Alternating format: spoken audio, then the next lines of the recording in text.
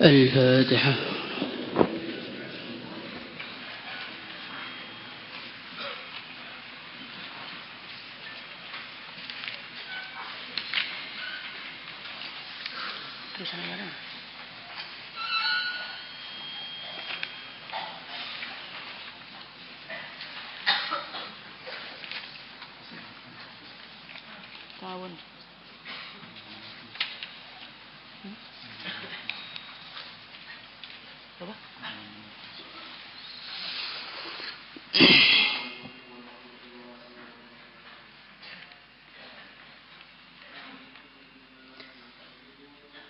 Babu ta'awun 'alal birri wat taqwa. Terusannya kemarin.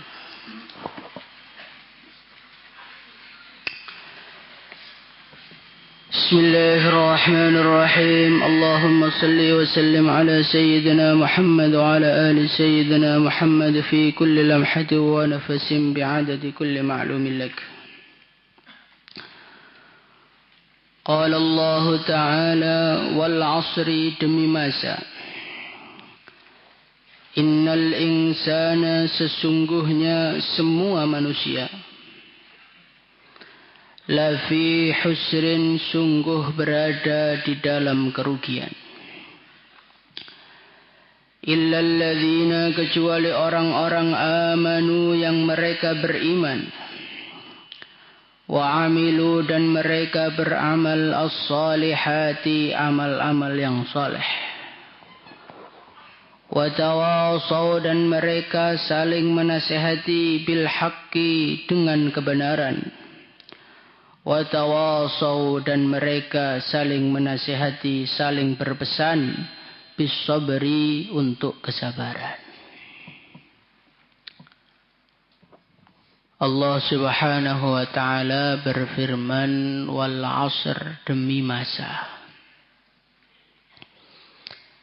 Innal insana sesungguhnya semua manusia lafi husrin sungguh di dalam kerugian. Pada hari ini manusia mereka mendefinisikan keberuntungan dan mendefinisikan kerugian dengan pikiran mereka masing-masing. Manusia memahami orang rugi itu adalah orang yang dia tidak pernah merasakan kekayaan. Orang yang rugi adalah orang yang dia tidak memiliki jabatan. Orang rugi adalah orang yang dia ini tidak pernah meraih prestasi apapun dalam hidupnya. Orang rugi adalah orang ganteng tapi nggak laku-laku. Umpamanya begitu. Maka Allah Subhanahu wa taala memiliki definisi yang tersendiri di dalam mengkategorikan siapa orang yang rugi dan siapa orang yang beruntung. Allah Subhanahu wa taala berfirman innal insana lafi husrin illa alladzina amanu. Allah Subhanahu wa taala berfirman sesungguhnya semua manusia dalam kerugian. Sungguh dalam kerugian. Bukan hanya dalam kerugian. Sungguh dalam kerugian. Illal ladzina amanu. Kecuali orang-orang yang beriman. Jadi di dalam pandangan Allah. Siapapun dia. Sekaya apapun. Setenar apapun. Sehebat apapun. Sekuat apapun. Selagi di dalam hatinya tidak ada iman kepada Allah Subhanahu wa taala, maka semuanya keadaan dia adalah keadaan yang merugikan dia. Orang itu kalau tidak beriman kepada Allah, jadi apapun rugi. Jadi orang kaya rugi, Karena apa? Karena dia nanti di akhirat hisabnya akan double lebih berat. Urusannya lebih panjang dibandingkan dengan orang-orang yang tidak memiliki harta. Orang yang tidak beriman dia menjadi kaya, maka dia sebetulnya dihukum oleh Allah. Kenapa dihukum? Karena orang itu kalau duitnya banyak, biasanya dia cinta dengan uangnya. Kalau dia cinta dengan uangnya, maka ketika mati, yang paling menyakitkan adalah sakaratul maut, sekalian beratnya pisah dengan uangnya. Itu adalah dua kesakitan yang akan dia rasakan nanti. Satu sakitnya sakaratul maut, yang kedua sakitnya berpisah dengan seluruh harta yang telah dia kumpulkan bertahun-tahun di dunia. Dia jadi miskin, ya rugi. Di dunia nggak ngerasakan apa-apa, di akhirat nggak dapat apa-apa. Jadi orang yang kuat rugi, karena kekuatannya akan menambah dosanya, akan menambah jumlah manusia yang dia zalimi di dunia. Jadi orang lemah ya rugi. Karena dia ketika jadi orang lemah hanya ikut sana, ikut sini, ikut sana, ikut sini, perasaannya mau untung, ternyata sampai di akhirat orang-orang yang dia ikuti gak ada satupun yang bertanggung jawab kepada dia. Maka innal insana lafi husr.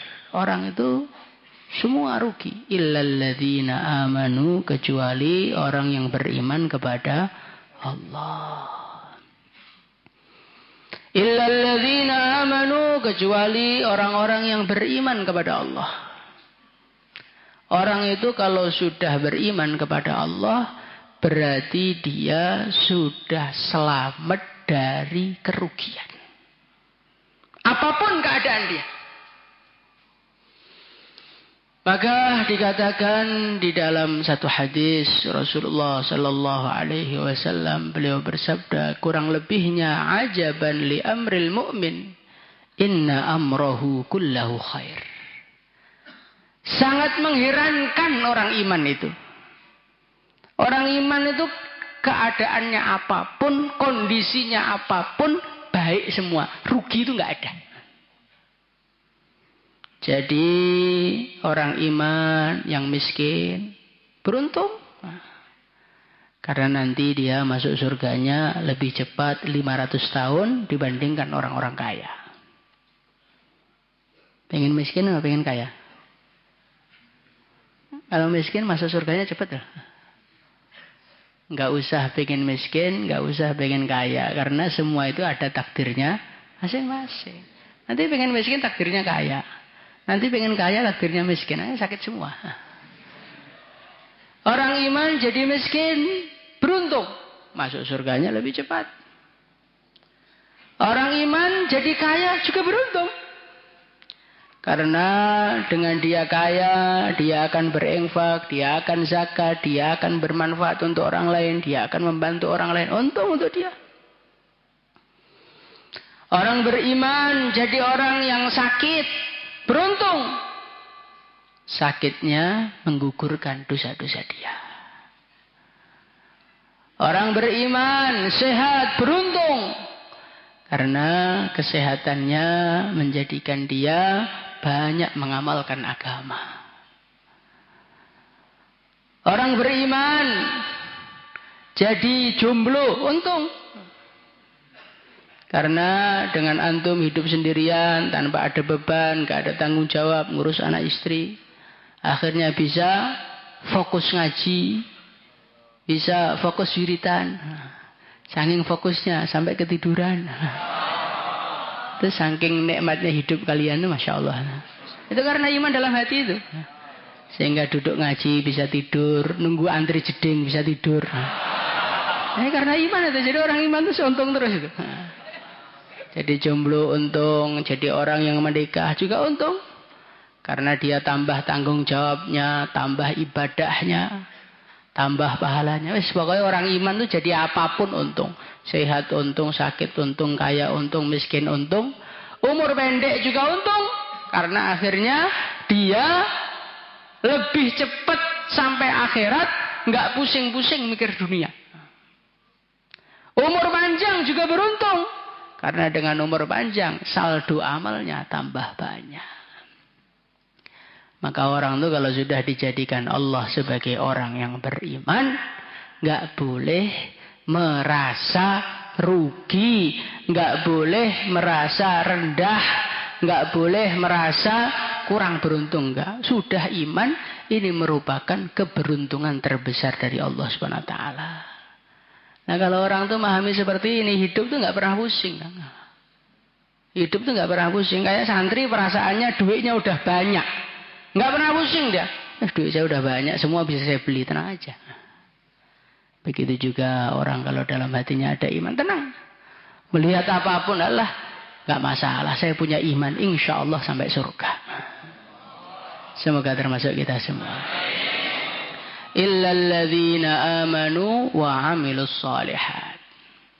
Bukan sekedar beriman kepada Allah, tapi imannya disempurnakan dengan amal soleh. Karena iman ini adalah sesuatu yang menentukan orang itu masuk surga atau tidak. Tapi kalau amal soleh ini menentukan kamu level berapa di surganya. Saya udah ada iman kok Pak, nggak usah amal soleh, nggak apa-apa. Mesti masuk surga insya Allah kalau matinya dalam keadaan yang betul.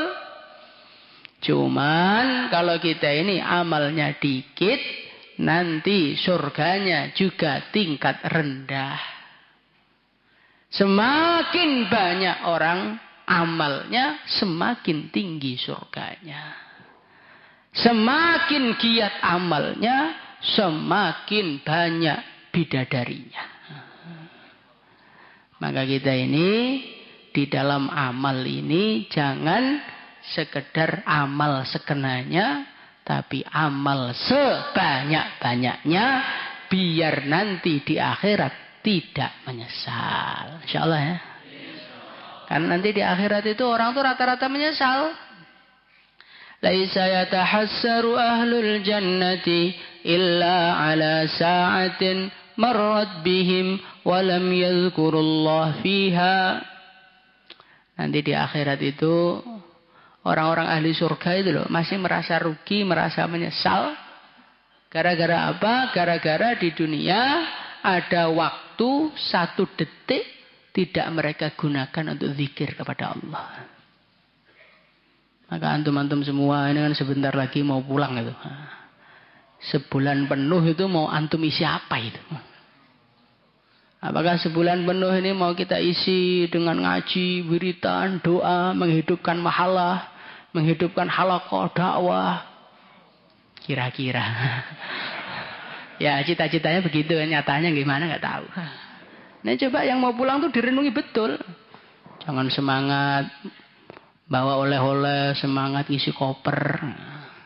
Tapi lupa di rumah ini saya mau menjadi orang bangkrut apa saya mau menjadi orang beruntung. Kalau kira-kira wa amilus shalihat ini nggak wujud dalam kehidupan kita di rumah, dah di pondok aja jelas amalannya. Ya, nah, insyaallah ya. Harus direnungi betul.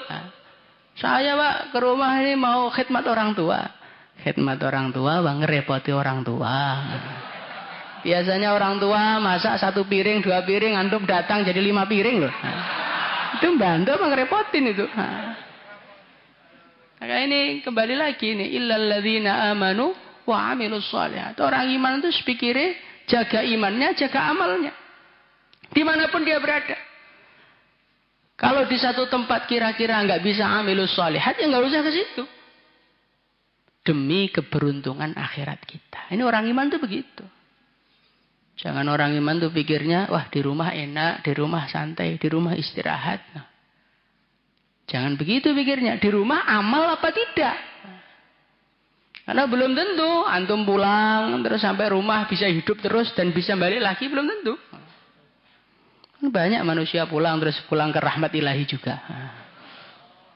Makanya kita ini pikir-pikir yang baik kalau kira-kira di rumah bisa menghidupkan amal. Dan bahkan hampir bisa dipastikan Karena di rumah sudah ada amal, bapaknya kerkunjos, kira-kira jelas nggak boleh ngeluyur lah, itu pulang nggak apa-apa.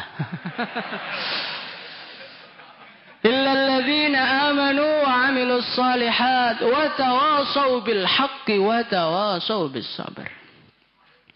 Setelah Allah menceritakan orang yang nggak rugi itu orang iman dan orang amal, maka Allah menambahi bukan sekedar iman, bukan sekedar amal, tapi watawasau bil haqq, saling menasehati, saling mengingatkan, saling berwasiat urusan kebenaran. Loh kenapa Pak? Kok ada saling berpesan, saling berwasiat, saling mengingatkan? Karena kita ini manusia kan? Manusia itu siapa? Innama sumiyal insanu insanan likathratin nisyan. Manusia itu dinamakan manusia karena terlalu banyak lupa. Kalau pas ngaji di sini seakan-akan pulang nanti pokoknya mau wiridan, mau naskil bapaknya, mau iktikaf di masjid, bikin pengajian, ngajar TPA.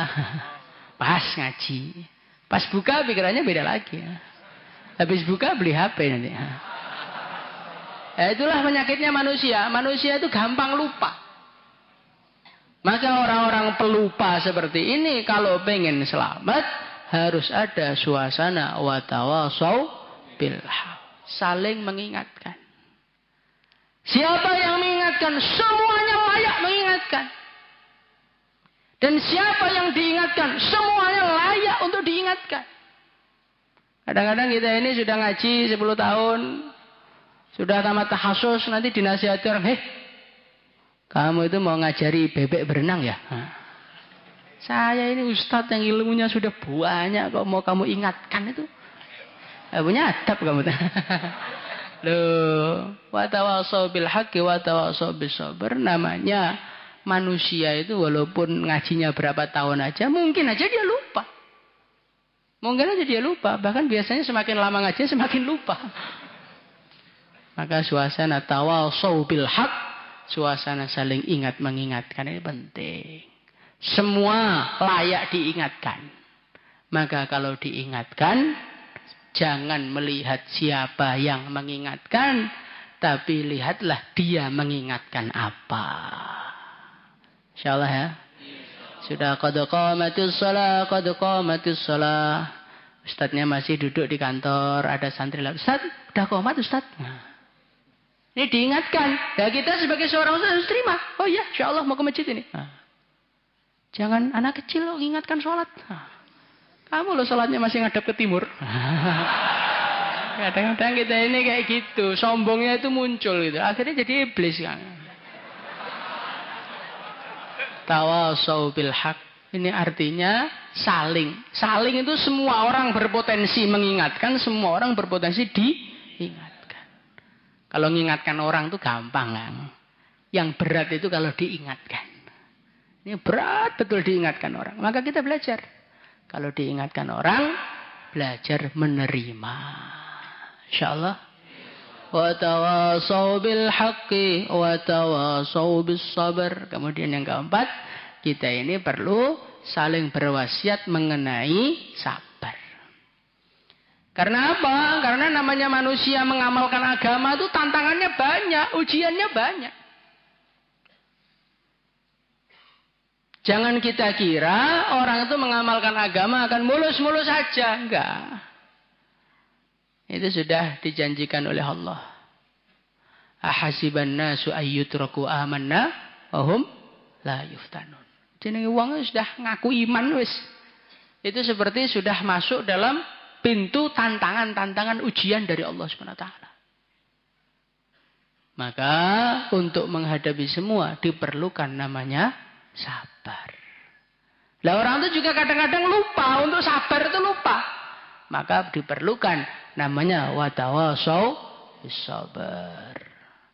Kita ngaji, disuruh nulis Bukhari, disuruh hafalan ini, disuruh ini. Kadang-kadang dalam hati, Masya Allah berat sekali. Bukan kadang-kadang, beratnya terus itu. Maka dalam keadaan seperti ini perlu ada saling menasihati untuk sabar. Enggak apa-apa, disabar-sabarkan aja. Orang yang sabar mesti akan beruntung pada akhirnya, akan indah pada akhirnya. Nah, kalau orang itu sudah iman pada Allah, amal soleh, selalu saling ingat mengingatkan urusan kebenaran dan urusan sabar, insya Allah dia akan menjadi orang yang gak ada ruginya sama sekali. Semoga termasuk kita semuanya. Astagfirullah, astagfirullah, astagfirullah, astagfirullah.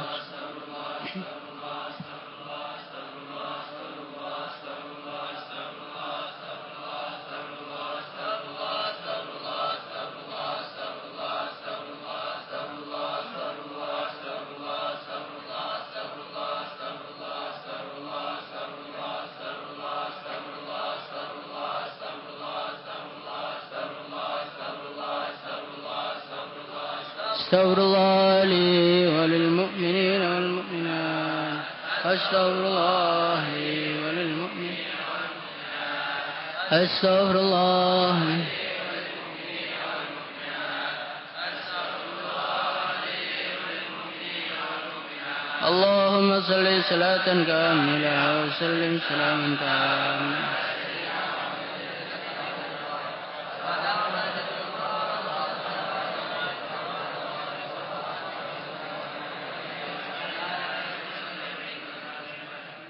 اللهم صل صلاة كاملة سلم سلاما تاما على سيدنا محمد الذي تغفرج الكربة ضاوي الحاجة نادر الغيب وصل خاتم أجل الكريم على يا حي يا قيوم يا حي يا قيوم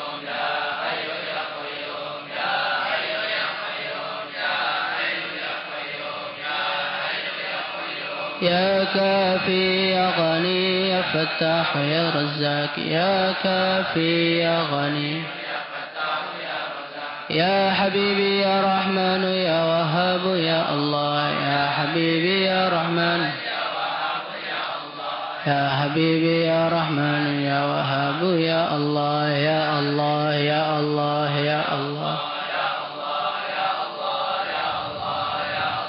يا رحمن يا رحيم يا رحمن يا رحيم يا رحمن يا رحيم يا حنان يا منان يا حنان يا منان يا حنان يا لطيف يا لطيف يا لطيف يا لطيف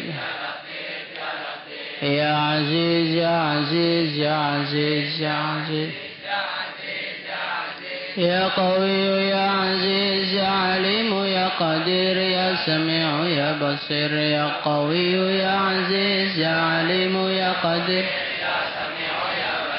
يا قوي يا عزيز يا عليم يا قدير يا سميع يا بصير يا علي يا عظيم يا حليم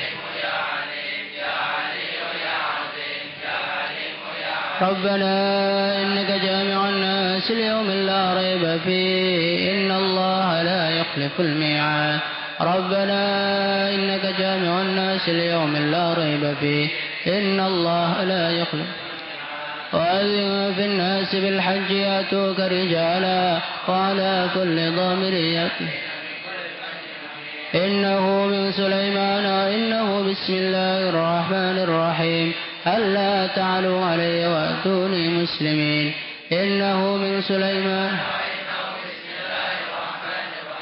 ألا تعلوا علي وأتوني مسلمين وألقيت عليك محبة مني ولتصنع على عيني وألقيت عليك محبة مني ولتصنع على عيني وألقيت عليك محبة يا أيها الذين آمنوا اصبروا وصابروا ورابطوا واتقوا الله لعلكم تفلحون يا أيها الذين آمنوا اصبروا وصابروا يا أيها الذين آمنوا اصبروا وله ما سكن في الليل والنهار وهو السميع العليم وله ما سكن في الليل والنهار وله ما سكن ولقد كتبنا في الزبور من بعد الذكر أن الأرض يرثها عبادي الصالحون ولقد كتبنا في الزبور من بعد الذكر أن الأرض يرثها عبادي الصالحون